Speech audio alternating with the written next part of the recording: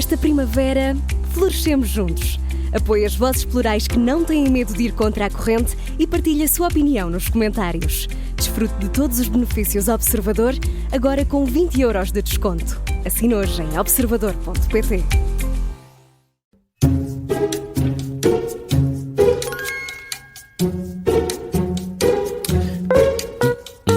Está no ar a Comissão de Inquérito das Manhãs 360. Hoje submete-se a inquérito o deputado geograficamente mais inclusivo. Ele foi eleito pelo Círculo do Algarve nas listas do PSD e tem Norte no nome. Cristóvão Norte, bem-vindo às Manhãs 360. São Cristóvão não é o padroeiro dos viajantes? Isso já não sei. Talvez. Boa. Eu diria que sou um deputado muito ecuménico e que tenho um nome politicamente imbatível. Imagino-se que eu era candidato a qualquer coisa de extraordinário relevo. Por exemplo, o líder do PSD, chamando-se Norte, onde o PSD tem tradicionalmente grande implantação, e sendo do Sul, com estas circunstâncias, estava ganho. Atributos imbatíveis. Vamos ver se isso... Pode sempre dizer que é um deputado que nunca perde o Norte. Também pode. Saindo dos trocadilhos, não é? Saindo dos trocadilhos.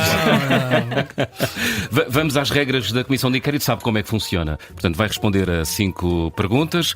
Cada resposta certa vale 5 pontos. Pode pedir a ajuda do público e só recebe 2. Por cada resposta errada, não tem então direito a nenhum ponto. Preparado? Vamos a isto? Muito bem, vamos lá. Vamos à primeira pergunta então. Quem disse a ética republicana aconselha a Ministra da Saúde a demitir-se? Sim. Podia ser muita gente, não é? E agora? Honestamente, não sei quem é que disse isso. Portanto, eu vou recorrer à ajuda e dentro da ajuda, porque honestamente não sei, vai ser por intuição, seguramente. Muito bem, vamos à ajuda do público. Foi João Paulo Correia, coordenador do PS para a Saúde, Rui Rocha ou Pedro Frazão? Porventura, os três poderiam ter dito uma frase dessa natureza, não faço ideia. Eu diria, por intuição, que essa frase proveio do ética republicana, talvez dê uma deputado pista. João Paulo Correia, porque o Partido Socialista é muito arraigado a essas proclamações a respeito da ética republicana e eu creio que isso denuncia o deputado João Paulo Correia. Não é que A resposta com justificação. Muito bem, muito bem. Há uma lógica, isto não é o caso. Está certo, muito bem. Cristóvão Norte, deixe-me perguntar-lhe, a Ministra da Saúde deve ser afastada do cargo? Eu julgo que não. Vamos lá ver. A primeira razão por que entendo que não deve ser afastada do cargo é porque creio que a Ministra da Saúde é uma pessoa com excelentes características, que reconhece os problemas da saúde e que, ao longo dos últimos meses, com um conjunto vasto de iniciativas, está determinada em impor reformas no setor da saúde. Depois, imagino que esta questão resulta, obviamente, da circunstância do INEM, que neste momento domina o interesse dos portugueses. Eu diria 2 ou 3 coisas relativamente simples. A primeira delas é que é amplamente reconhecido que o INEM tem problemas crónicos. Tem perdido ao longo dos anos funcionários e isso prejudica de forma muito aguda o quadro de resposta do INEM. Mas não sabia já isso quando a Ministra tomou posse? Obviamente sabia-se e inclusivamente a Ministra tomou iniciativas nesse domínio, nomeou uma comissão para estudar as reformas do INEM, já tinha inclusivamente assinalado essa circunstância e, portanto, o Governo está a governar há 6 meses ou 7 meses, não está a governar há 4 anos ou há 8, em que podemos fazer uma avaliação sobre aquilo que foi as medidas tomadas para as emergências pré-hospitalares. Mas não é sintomático que o próprio Cristóvão Norte admite que muita gente nesta altura pode estar a dizer essa frase e a pedir a demissão da Ministra? Não, eu não disse que poderiam estar a dizer essa frase. O que eu disse foi que poderiam estar a discutir esta matéria, porque obviamente a circunstância de ao longo dos anos ter vindo agudizado este problema e em particular desta greve ter feito despolutá-lo com uma força e uma notoriedade tal que pôs em causa todo o funcionamento das operações de socorro em Portugal, conduzem-nos a olhar de forma muito mais criteriosa para a situação, a todos nós, aos políticos, aos cidadãos em geral que têm receio de não ter acesso a cuidados de saúde em tempo. E também portanto, obviamente que isso conduz a que se faça essa avaliação e que surjam apreciações, umas melhores, outras piores, a respeito do desempenho deste e de outros governos que tiveram a tutela desta matéria. E esse olhar crítico também deveria vir de Belém? Não, eu devo-lhe dizer que, por princípio, simpatizo com a ideia de um Presidente da República recatado, que usa a palavra com critério e que, por força disso, a intervenção que tem é muitas vezes mais junto do poder político, usufruindo dessa magistratura de influência e aplicando-a, do que em declarações públicas que, por vezes, não contribuem para... Estava a traçar o perfil da antítese de Marcelo Rebelo de Sousa. Eu estou a traçar o perfil daquilo que entendo que deve ser a conduta do Presidente da República, independentemente dele se chamar Marcelo Rebelo de Sousa, Cavaco Silva, Jorge Sampaio ou outro qualquer. Mudou a conduta do Presidente da República com a entrada em funções deste governo? Não sei, vamos lá ver. O Presidente da República está há 10 anos como Presidente da República e, portanto, seguramente ninguém tem uma linha completamente coerente no exercício das suas funções. Se a pergunta é se pelo facto do Presidente da República ser reconhecidamente militante do Partido Social Democrata isso conduz a que ele tenha uma apreciação diferente do desempenho deste governo por comparação a outros, eu creio que isso foi amplamente demonstrado ao longo dos anos que não. Aliás, durante anos o PSD queixava-se entre dentes da proximidade que existia entre o governo de António Costa e o Presidente da República. E, portanto, não creio que seja razoável tirar uma ilação dessa natureza. Vamos então à segunda pergunta. Em frente e para o Sul. Vamos rumar a Sul. Será do agrado do Cristóvão Norte. Em que ano teve início o processo para a construção do Hospital Central do Algarve? Essa é excelente. Essa é excelente pelo seguinte, porque eu creio que devo saber isso pela seguinte razão. Eu assumi publicamente que se o Hospital Central do Algarve não vier a avançar, eu não me apresento como candidato a deputado em mais nenhuma eleição. E faço-o por uma razão muito simples. Porque esse processo foi disputado em primeira instância em 2002. Não, está certo. Ia dizer qualquer coisa errada. Continua. Mas vamos lá, em 2002, e creio que aqueles que são responsáveis políticos têm que assumir ou os seus êxitos e as suas frustrações. E uma das frustrações de todos aqueles que são responsáveis políticos no Algarve é a circunstância de estar prometido há mais de 20 anos um novo Hospital Central para acudir a necessidades críticas e crónicas da região e, manifestamente, ele não ter avançado. Mas Portanto, é admissível. Não se candidata, é isso? Há candidato-me, candidato-me.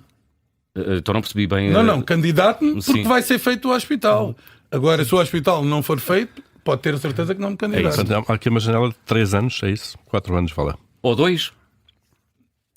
Se o governo cair amanhã, eu não posso honrar a minha palavra. O governo nem tem tempo. Mas é admissível, é compreensível que se demore tanto tempo em Portugal a fazer as coisas, e nomeadamente aqui falamos de uma infraestrutura crítica para uma região com carências crónicas a este nível e também muito importante ao nível do turismo para Portugal. Claro que não, porque repare, o processo de novos hospitais que foi aberto em 2002 e depois, posteriormente, em 2005, foi através do professor Correia de Campos, ministro do Partido Socialista, que lhe batiam à porta do gabinete seguramente a dizer eu quero um hospital aqui e acolá e por aí fora, e o ministro Correia de Campos disse, bom, eu vou mandatar um estudo técnico que avalie um conjunto de parâmetros para definir a hierarquização de prioridades nos novos hospitais. E, portanto, em primeiro lugar ficou Lisboa Todos os Santos, em segundo ficou o Hospital do Algarve, em terceiro ficou Seixal, em quarto... Que ainda não estão construídos, curiosamente. E, portanto, isto foi em 2005, veja-se lá onde é que isto já chegou. Nenhum desses ainda está... Nenhum desses está construído ainda. Construído. Muito bem. Então agora do Sul vamos passar para a história do PSD e vamos até à primeira eleição de Passos Coelho para a liderança do partido. Foi em março de 2010, não lhe vou pedir datas desta vez. Havia 3 candidatos. Queremos saber se lembra de algum desses 3 adversários internos que Passos Coelho enfrentou para as primeiras eleições internas do PSD. A primeira vez em que ele foi eleito presidente, não é? Sim. A primeira vez que ele se candidatou. Porque a primeira vez em que ele se candidatou-se contra a doutora Manuela Ferreira Leite. Exatamente. E contra salvo erro, o professor Mário Patinha Antão. Tenho a impressão que foi candidato nessa eleição e foi candidato o Pedro Santana Lopes também. Mas não é e na segunda eleição, a eleição de 2010, foi candidato contra o Paulo Rangel e contra o Zé Pedro Aguiar Branco. E isto está certo. E Castanheira de Barros também. Peço desculpa por favor. Não falhou nada, acertou. Isto merecia ser. Era só um. Mas só leva 5 pontos na mesma. Só leva. Mas é um aluno difícil, porque justifica sempre e só responde no fim. Eu, por acaso, fui diretor de campanha no Algarve da candidatura e até tenho uma história muito interessante. A primeira vez que apoiei, eu estava fora da política, na primeira candidatura do Pedro Passos Coelho, eu conhecia mal o Pedro Passos Coelho, e o Pedro Passos Coelho não tinha quase apoios nenhuns na minha região. E eu fui a uma sessão em Lolé e levantei, eu primeiro liguei-lhe, pedi a uma jornalista que conhecia o número dele, e telefonei-lhe e disse... não tinha o número dele? Não tinha relação, não tinha qualquer relação com ele. E telefonei-lhe e disse, eu quero apoiá-lo, eu estou fora da política, não sei. E ele pensava que era o meu pai e diz-me assim, é muito importante para mim ter o apoio do militante histórico do partido. Eu fiquei assim meio calado por momentos. Achou melhor não dizer. Lamento, etc. E depois fui a Lolé e eu creio que ele não estava a ver quem eu era, e eu fiz uma intervenção e acabei a intervenção a dizer, sou eu que disse que era fulano tal, mas afinal era o filho de fulano tal. E ele foi muito simpático, convidou-me até para jantar a seguir, estivemos a conversar e a partir daí nasceu a minha relação com ele, que eu já tinha muito apreço, até porque eu entrei na JSD quando ele era líder. E portanto não há, talvez na história da JSD seguramente, e mesmo no quadro político nacional, não sei se houve algum líder de uma juventude partidária que tivesse ganho o respeito, a notoriedade e o prestígio político que o Pedro Passos Coelho teve e que foi absolutamente vital para a afirmação dele no partido mais de uma década depois. Seria um desperdício que Passos Coelho não voltasse à vida política ativa? Não sei, isso é com ele. Mas é como alguém que o admira e que conhece o trabalho dele. Admiro muitíssimo. Passos Coelho, para mim, eu já disse isto e repito, é quase um herói. E a palavra quase aqui é muito pequenina, a palavra herói é muito maior, porque, quer dizer, teve ao leme do país em 4 anos extraordinariamente difíceis, fez um serviço inacreditável e eu eu na altura era deputado da Assembleia da República, senti uma coisa, para nós, naquele momento, todos que estavam ali na Assembleia da República, por vezes os deputados não são todos assim, que em todas as circunstâncias nós estávamos disponíveis para nos sacrificar completamente pelo nosso país, estávamos convictos que, com erros seguramente que há em circunstâncias desta natureza e outra, que estávamos a colaborar num momento fundamental para a história democrática portuguesa. A questão que gostávamos de saber é se o gostava de ver Presidente da República e se acha que ele tem um bom perfil, porque o nome vai aparecendo, pelo menos nas sondagens, gostava de o ver, seria eu creio que ele já disse que não mas ainda pode correr muita água debaixo das pontes. Ele não me parece o tipo de pessoa que alimenta vagas de fundo e, portanto, se coloca numa posição em que toda a gente lhe tem que ir bater à porta e dizer você é o herói, você é o único, não há ninguém com as suas condições para fazer isso, não me parece, e, portanto, se ele assume isso nesses termos, não creio que ele esteja disposto a reconsiderar essa decisão. Agora, o Pedro Passos Coelho, para mim, na verticalidade, na seriedade, na forma como se conduz em público e em privado, é uma pessoa absolutamente exemplar que eu tenho admiração e, portanto, as pessoas que nós temos admiração, nós queremos sempre vê-las a representar-nos e a exercer os mais altos cargos da nação. Surpreendeu essa afirmação política de Passos Coelho, ou seja, o desempenho dele enquanto Primeiro-Ministro superou as expectativas até de muitos militantes do PSD? Creio que talvez tenha superado, sim. Admito que sim. A situação... Porque, repare, eu, por exemplo, no dia... quando estava a assistir à célebre declaração do irrevogável do Dr. Paulo Portas, eu só pensava assim, bom, agora não resta mais nada, isto caiu, tem que se demitir.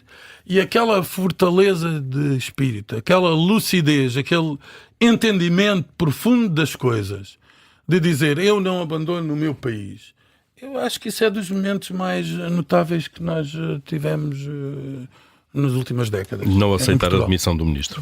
Acho que sim, acho que foi uma coisa, acho que foi um serviço inestimável ao país. Independentemente de entendermos que as soluções são melhores ou piores. Não é isso sequer que está em causa. O que está em causa naquele período é que aquilo seria sempre extraordinariamente difícil e que era preciso garantir algum grau de estabilidade e certeza para o futuro. Muito bem, vamos avançar, como se diz no Festival da Canção. 12 points. Bruno, próxima pergunta. Sim, eu vou outra vez para Sul. Não sei se nota que preciso de férias. Então vamos lá outra vez aqui ao Algarve. Desta vez é sobre turismo. Entre janeiro e junho deste ano, quantos hóspedes recebeu o setor do alojamento turístico no Algarve? Grandes números, como é evidente. Grandes números. Não vamos à unidade Grandes aqui. números. Sim, entre janeiro e junho deste ano. Eu ainda cultivei... São milhões. Eu cultivei aqui uma esperança de poder fazer aqui um score simpático e ficar aqui isso já garantiu. Mas com perguntas desta natureza... Posso lhe dar uma ajuda. Isto não é para gente com confiança. Mas eu não vou muito longe, eu não vou ficar muito longe. Inclui o mês de agosto ou não? Não, é entre janeiro e junho deste ano. Janeiro e junho? Portanto, antes do verão, antes da época alta. Calma. Janeiro e junho. Pode Os primeiros 6 meses do ano. É o verão dos noruegueses. Mas a sazonalidade tem-se vindo a diminuir ao longo dos anos no Sim. Algarve. Isso tem sido um ganho importante. Mas eu diria que é capaz de ser uma coisa para aí na ordem dos 6 milhões. Está muito longe. Estou muito longe. Não quero pedir uma ajuda. 2,3 milhões de Não quero hóspedes. pedir uma ajuda antes. Então, O Bruno já- 2,3 milhões. Já soou aqui será? Portanto, Não, aquilo são é mais de 20 impossível. milhões. São mais de 20 milhões. Mas Por eu não ano. diria 2, eu diria mais 2. 2,3 São milhões, não é? Bruno? 2,3 milhões Diria de mais. hóspedes. Pronto, confesso. De hóspedes, atenção, derrotado. estamos a falar de hóspedes, não de dormidas, que é diferente. Não, eu estava a Há pensar vários em indicadores dormidas. que Estava a podem pensar variar nas isso. dormidas. Claro. Pronto, 2,3 milhões de hóspedes a 3 dormidas. Já se Eu acho que ainda aproxima. se tem que aproveitar aqui qualquer coisa no cálculo final da pontuação. Deixa-me começar aqui por uma pergunta. Onde é que costuma passar as férias? Olha, eu tenho. Onde é que costumo passar? É o segredo mais mal guardado do mundo. Eu costumo passar muito tempo nas Ilhas Barreira. Eu não sei se conhecem. É o paraíso do Algarve.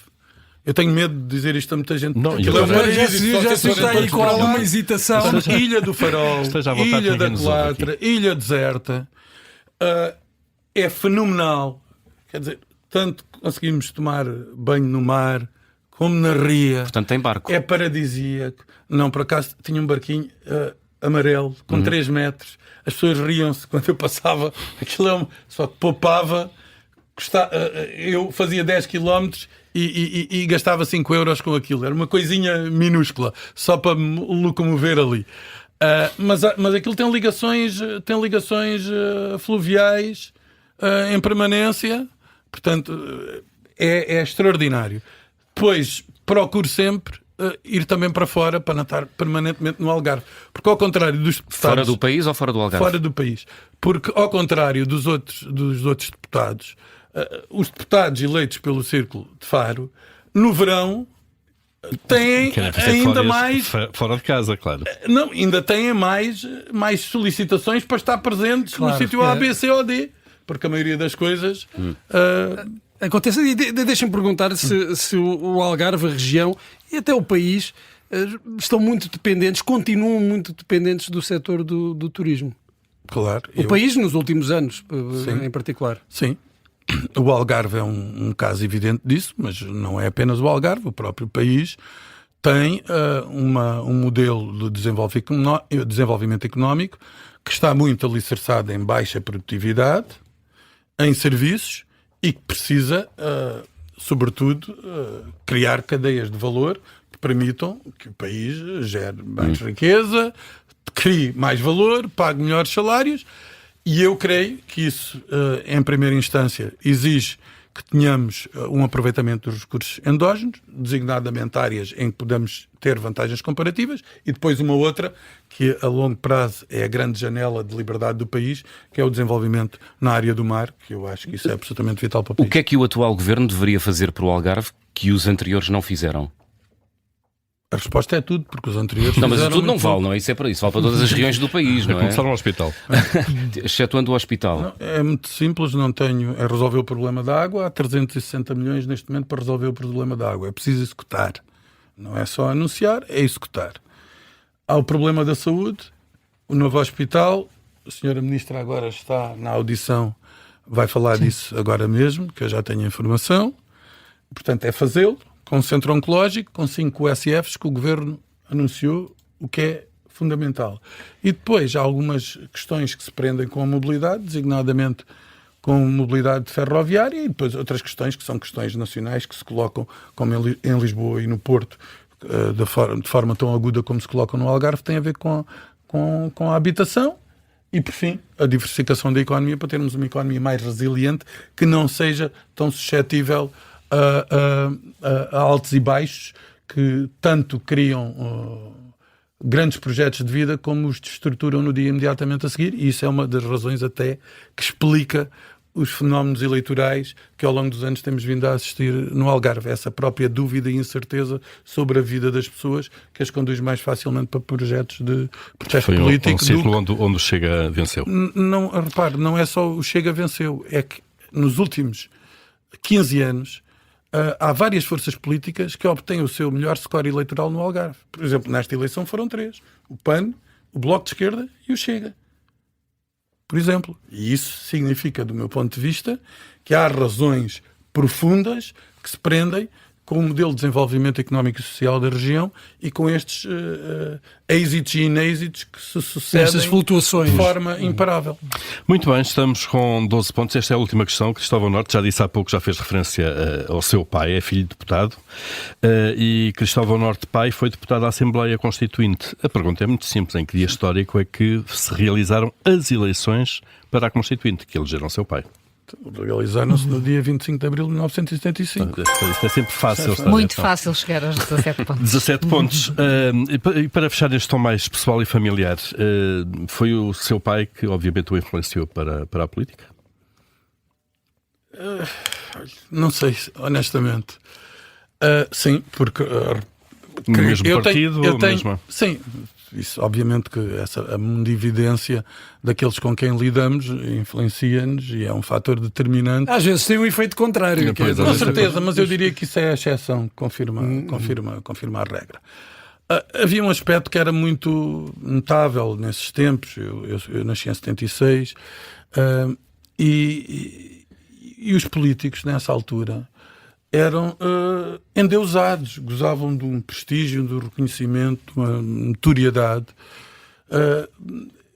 que uma criança olhava e dizia: meu pai é uma pessoa aceite socialmente, é uma pessoa reconhecida. Isso obviamente atrai. Eu tenho um episódio muito engraçado, porque o Sá Carneiro faleceu no dia 4 de dezembro de 1980. 1980, deve ter estado 2 anos antes no Algarve. 2 meses antes no Algarve, já na candidatura de Soares Carneiro, e estavam na sede do PSD, e o meu pai estava lá com um deputado da época também, que era José Vitorino do Algarve, depois veio a ser presidente da Câmara de Faro. E eu era um miúdo muito irrequieto, aliás, ainda sou um miúdo muito irrequieto, mas ainda era mais irrequieto, e desatei a bater à porta onde estava o Sá Carneiro, que eu não fazia ideia quem era, o meu pai e o José Vitorino. E quem me abriu a porta foi o Sá Carneiro. Estendeu-me a mão e puxou-me para dentro. E eu estive lá dentro. Claro que eu só me recordo desta circunstância porque o Sá Carneiro faleceu pouco tempo depois e aquilo ficou-me marcado.